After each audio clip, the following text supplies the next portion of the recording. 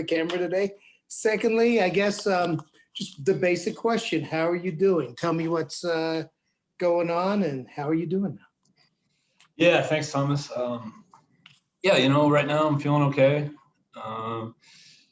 Physically just a little bit sore, with from the incision spot, but for the most part overall, I'm feeling okay right now. And I'm just super thankful that for the medical staff over at the Mayo Clinic for taking really great care of me when I got there, and they were from the nurses to the doctors, everybody in between, they were I'm very, very grateful for their services. Okay, I know Buddy's discussed it, but if you could kind of walk through what went on the other day and the days leading up to what happened. Sure. Yeah. So I had pitched in a game. We had a field B game, so to speak, whatever. Wednesday, I pitched in that. Outing went pretty well. The next day, I was out playing catch. I felt some tightness in the top of my forearm. I noticed that my hand had kind of gone white, started to feel numb, started to get some cramping in my hand. So I kept my throwing short that day. Brought this attention to the trainer that was out in the field. We went to go look for a pulse in my wrist. We couldn't find it.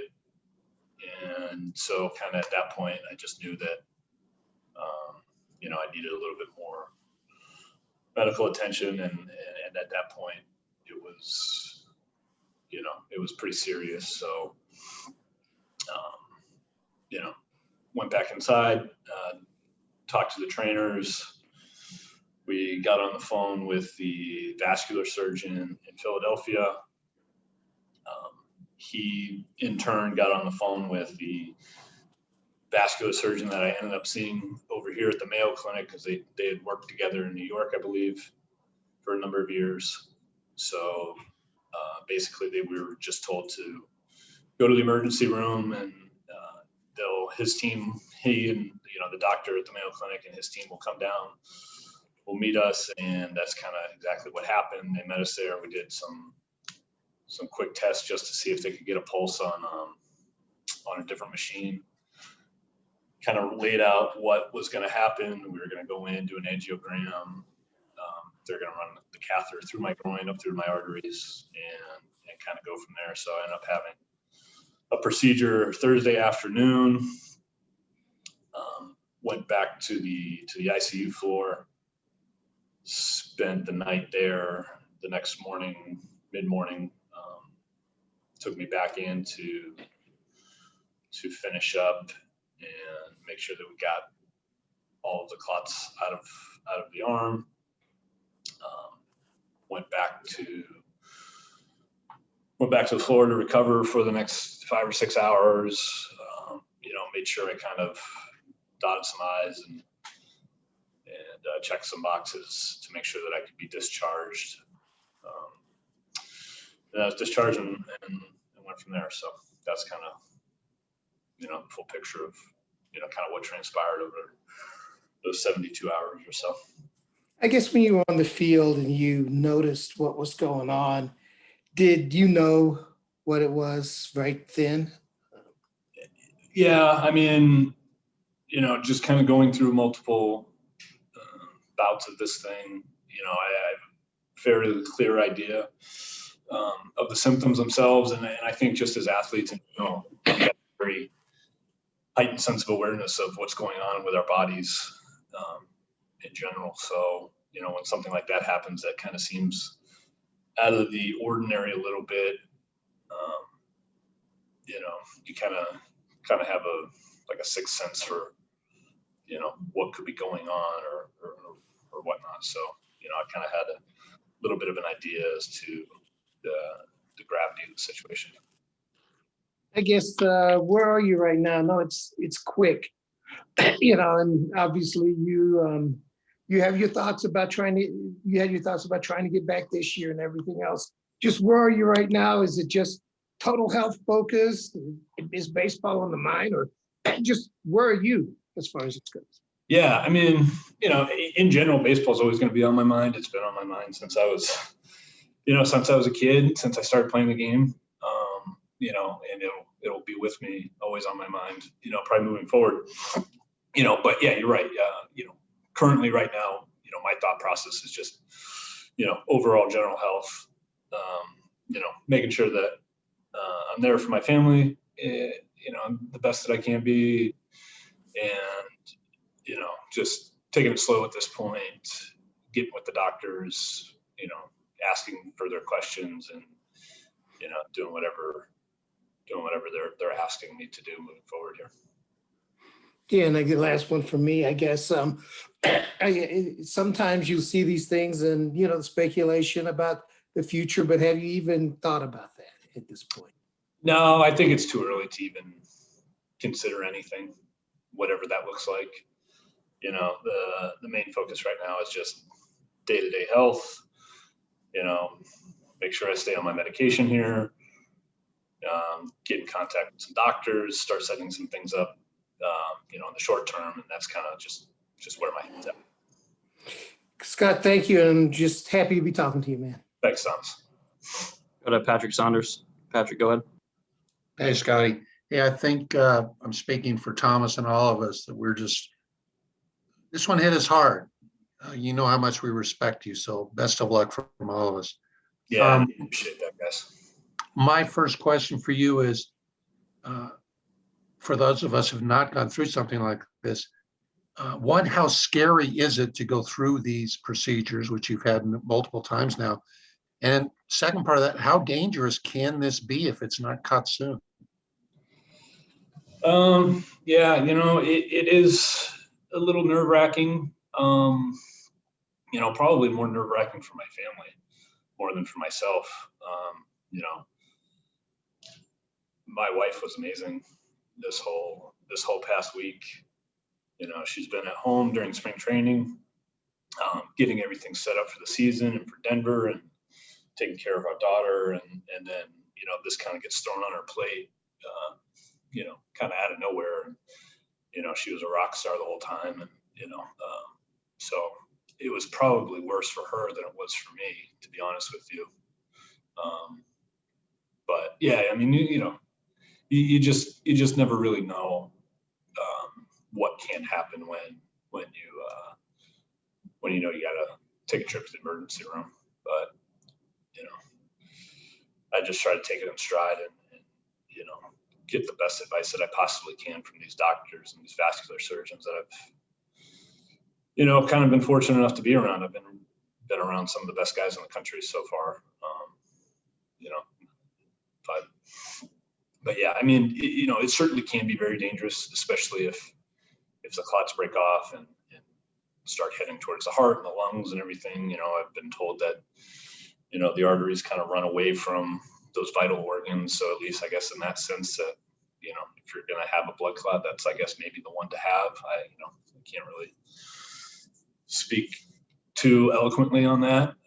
But, at the end of the day, it's just a matter of, noticing what's going on in my body and taking the right precautions to make sure that, we get everything squared away and taken care of.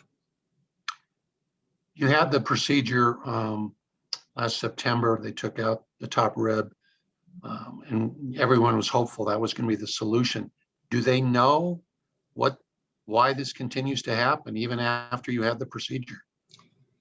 That's kind of like a tricky question, and that's kind of $1 million question that they've all been kind of racking their heads around.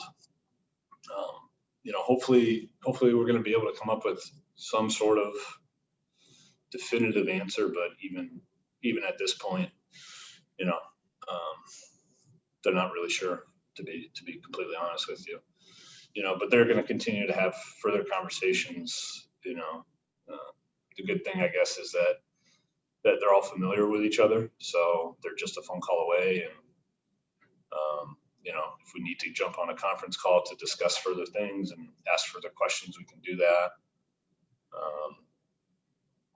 So I've been in good hands with some of these guys. Okay, two more for me, and then I'll let someone else in. I think you're still the player rep for the Rocks. And that being the case, are you going to find a way to, even though you're on the 60-day DL now and out of action probably for the year, do you think, are you still going to try to be involved with the team in some sort of fashion during the 2021 season? Yeah, you're definitely right. I still have my obligations as the team rep for our player association. So, that's probably going to be, taking up a lot of my time this year. And, we're hopeful that I will be around in some capacity. We're not really sure what that's going to look like at this point, but, hopefully we can, find a way to keep me involved and help this team win, any way that I can, whether it's in the ballpark or at an apartment somewhere or back home or, whatever it is, we're still trying to run a few things down and play around and juggle with some things. So, hopefully we'll find something for me to do, here in the near future, whatever it ends up being. But, again, like I was saying to Thomas, the first and foremost is just making sure that I taking care of my health overall and, getting those questions answered first. Sorry. And my final one, you spoke to Thomas about the physical side of all this. How are you doing emotionally on this? Yeah, I appreciate, asking that. It's been hard, not gonna lie. I think this one may be a little bit harder than some of the other ones, but just the overall overwhelming support that I've gotten from people in this building, coaching staff, players, kitchen staff, front office, clubbies, up and down the list, you name it. It's been great. College friends and teammates, family, my parents have been amazing. My in-laws have been great.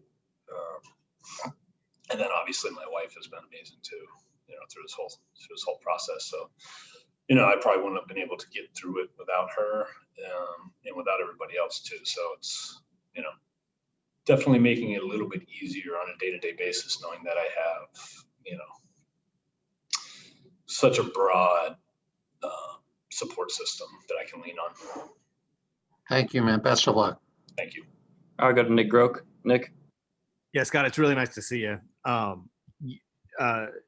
can't help sort of but notice that the last two bouts of these clots were really right before the season. Mhm. And I know that like in the moment, obviously it's a bit of an urgent situation and you have to really focus on and take care of yourself. In those moments though, back at Coors Field and then again last week, I mean, are you at all thinking, like, man, is this really happening again? I mean, what is in the moment, what are the thoughts like? Yeah, I mean, those are definitely some of the thoughts. You go through some of these things and, you want to think that the doctors have it figured out and that the last procedure was the one that worked and that, hey, we're going to be good. We're going to be moving forward in the right direction here. And it hits and it's, you kind of get overwhelmed a little bit. It's kind of like a tidal wave of thoughts, emotions, everything, so it's kind of hard to parse through a lot of it because it happens very quickly. And at the same time that I'm dealing with some of that, I know I got to get myself to the hands of the right people so that they can take care of me, from a medical standpoint as well. So, can be tricky, can be hard. Like you said, it has been tough the last, this year and last year with it happening just before the season's about to kick off. And then I think I know you well enough to know that you're not cavalier at all in any way, really. But are you, the way that you sort of explained how doctors explained to you about what the possibilities were, it seemed like there was a lot of hope that it could work this time. Do you feel like you've been, I don't even know if this is, I'm not, obviously I don't know I'm not a doctor or brain surgeon, but like, are you feeling I'll like answer that without you having to ask the last of it. I don't think that I've been misled in any way. I think that, the medical science only goes so far sometimes. And, we have a lot of information currently at hand, but there's also a lot of information about the body that we don't know. And it's just part of it. And I'm not going to sit here and put blame at anybody, because that's, it's just not right. It doesn't feel comfortable doing. No, gotcha. Yeah. Just something that's like, hey, it's happened. It's out of my control. And, I have to do the best I can to accept that reality and do the best I can to move forward within what, the hand that I'm dealt. And that's kind of how I'm approaching this time too, and that's how I try to approach every obstacle and adversity that's been, pushed my way. So that's just kind of always been the mindset that I've taken. Gotcha. And for you personally, you were comfortable with the risk, obviously, because you felt like you were in good hands. Yeah. Right. Yeah, exactly. Right. Okay. Thanks, Scott. Pat Graham. Hey, Scott, great to see you. Like everybody said, I'm just glad that you were talking to you and all that. As we've talked about before with you, baseball is a very tight community. Are you amazed at the number of people who have reached out to you? And can you give us some examples of what you've heard from people? I know Chris Archer and people like that have gone through this. Mm-hmm. Yeah, no, it's been really nice to feel that overwhelming support from guys across different organizations, across guys that I've, played with in the past here. A lot of different guys have been reaching out or reaching out through their wives to my wife. And, it's just, when you think about it, it's maybe those interactions that you have with guys over the years don't necessarily, you don't really think about maybe too much, but then something like this happens and then you realize that, kind of the impact that guys have had on me and, over the years. And, it's nice that it feels reciprocal at the same time, that, they care enough to reach out and just ask how I'm doing, or if I need anything, to not hesitate to reach out. So it's been really great. Thank you so much for your time. Great seeing you. Thanks, Pat. All right, looks like we have 3 more. We'll go to Tracy Ringlesby first. Tracy. Scott, you have the first one several years ago, and then the second one comes in August, 2 years ago, right? And then last year, as you're getting ready to play in August, it happens. And at that time you say, well, it's an August type thing. This time you're in spring training and it happens.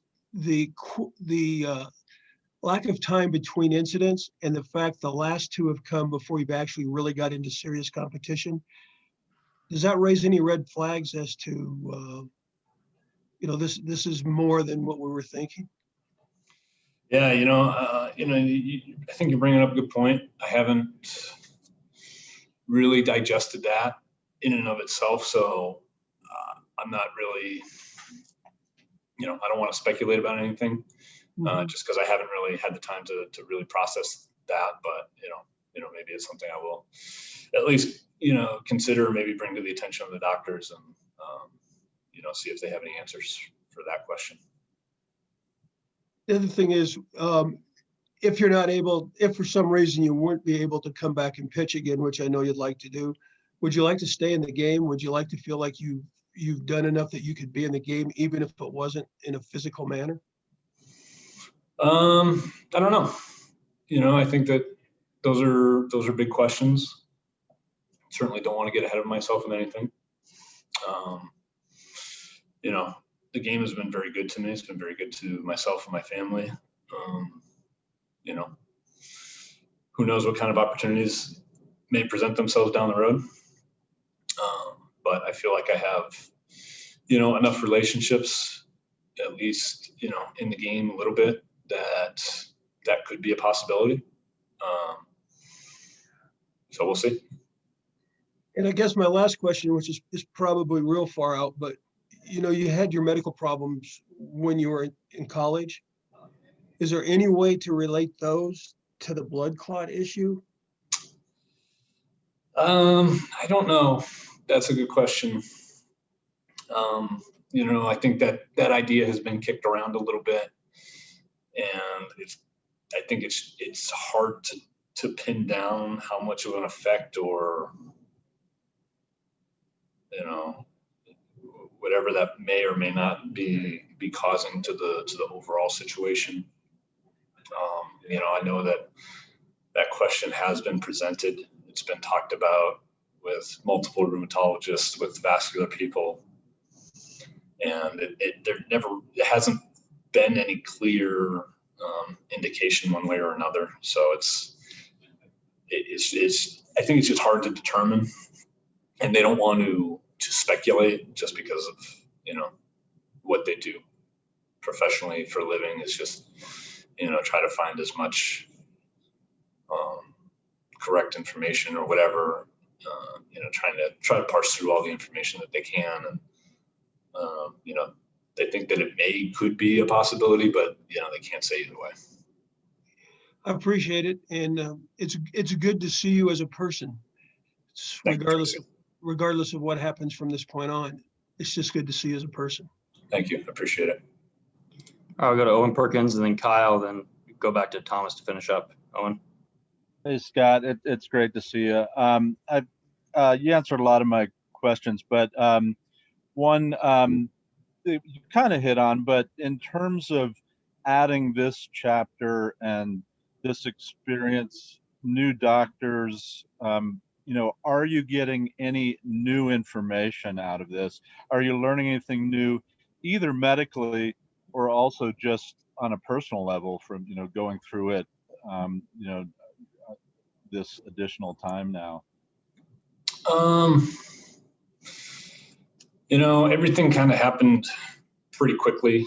So, I'm hoping that we have some further conversations with those medical people. It was a little bit of a whirlwind for me personally. So, if something new was said, I might have missed it, or, whatever. But, I think every time that something like this happens, it's,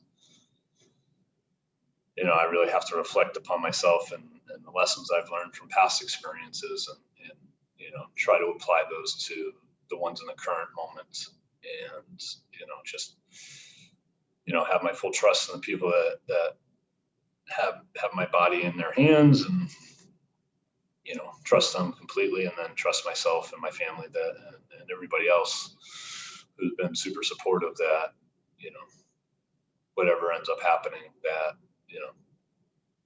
things are going to be okay, things are going to look up, and I'm always going to try to find,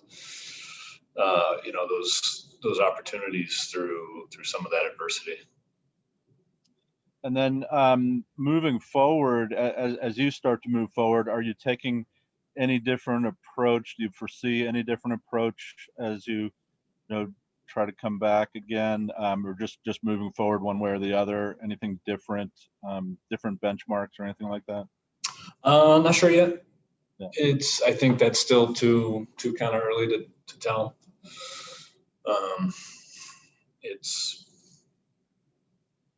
I just, I think that might be a little bit too difficult, just in the sense of, this might be one where things get slowed down a little bit more, but at the same time, I think I don't want to project too far ahead, just kind of focusing on the day-to-day right now, and kind of just going from there. All right. Well, thanks again for talking to us, and we're pulling for you. Thank you. I appreciate it. Kyle Newman. Hey, Scott. So before last week, in the 4 games you pitched and just overall this spring, did you feel like you were getting back towards that 2019 form and setting up for another big season like that? Yeah. I did feel pretty good. I'd been pretty confident with the way that I was throwing the baseball. I thought my velocity was okay. I thought my breaking pitches were pretty good. I was trying to put a little bit more attention on my changeup, and, trying to just do something different with that. That was kind of one of my goals, was to increase the percentage of how I use that pitch this year, and I was getting some pretty good movement on it. I was really happy with where that pitch was at. Even gotten a couple of swing and misses on that pitch, which normally I don't do. So it was kind of interesting, kind of fun to see. And, it would have been interesting to really experiment with that and just see how that really played if I, took that pitch from a 5% usage to 10 or 15%, and just kind of how hitters reacted to that. So I was kind of, playing around with that, and I was good. I was feeling pretty good. And, so, yeah. And then prior to last week, no pain, numbness, or like discomfort or anything prior to that throwing session last week? No, not really. It had felt pretty decent for the most part. There have been like maybe a time or two here or there where just the fingers themselves would get a little cold, but I'd still have the normal blood flow to the capillaries that I was getting previously. So, no major issues before last week. Thanks, Scott. All right, Thomas Harding, finish this up. I just wanted to, when Tracy was talking about, college and everything else, how proud are you that even with the things you've gone through physically, you've gotten to the point to where, for a 2-year period and maybe in the future, you're one of the best relief pitchers in this game. What does that say about you, or when you look in the mirror and see what you've done, can you say, hey, I'm a tough dude, and no matter what happens in the future, I've accomplished a lot here? Yeah. I was talking to my college coach yesterday, and it's Coach Jim Penders at UConn, and he was just kind of like, he's like, honestly, he's like, thank goodness that you went through the psoriatic arthritis in college, because he's like, that prepared you for everything else that was thrown at you and came your way. And there have been times where I've reflected on that and how it's kind of paved a way for me, and just I don't even know if tough is the right word or not, because I don't really feel all that tough. It just, to me, it's just the mental approach to the way I view things, and the value system that was instilled upon me as a kid and with my brother, by my parents. And, so, to me, that's kind of where it started. It's just, having that solid foundation at a young age to be able to, accept some of those things that don't go your way, and, not to be too upset about the things that are out of your control, and, kind of handle things with grace, the best that you can. And my college coach was very similar to that respect, where, he was, no matter what was going on or what was going on in his life or on the baseball field, he was always at like 72 degrees, no matter what's going on. And, you kind of see that, and you want to emulate that, because it's, it seems like a trait that can get you through, a lot of difficult times. And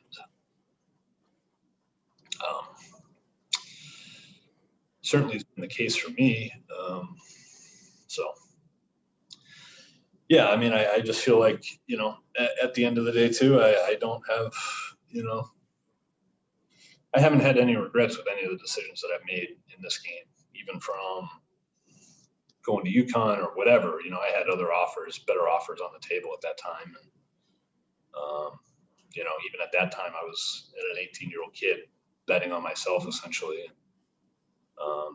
Just kind of took that mindset and that attitude a little bit with me all the way through. And even the times where I was struggling early on in my big league career, I'm going back and forth between Albuquerque and Denver. It's easy to kind of get wrapped up